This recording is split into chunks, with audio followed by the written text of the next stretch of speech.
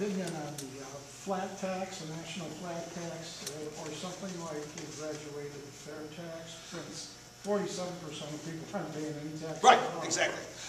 As I said in my outline, I agree that I think when every piece of income under 10 or under 100,000 ought to pay 10%. Everything over can pay 15%, or whatever that number is, so that it is, we're still loosening or lessening the tax burden. Ultimately, I'm for that approach.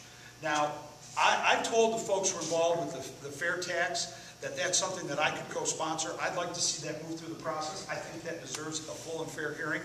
But I also know that to have a fundamental and radical restructuring of the tax system, it's going to take debate. It's going to take some time. Not the healthcare thing where you ram it through. That needs to have a healthy debate.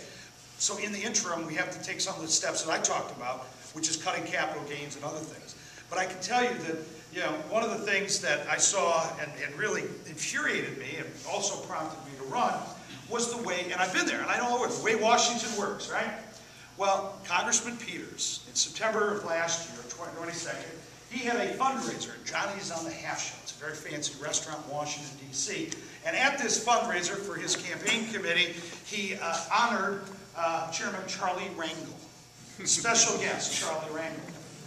Now, he raised about $100,000 for his campaign committee, which is about, all I've raised all along.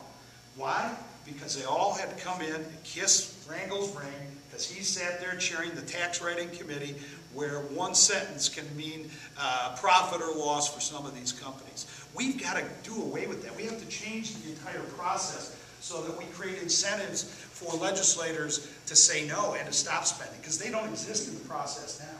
We can do 2- and 3-year budgets that are mandatory, and hold them to the fire.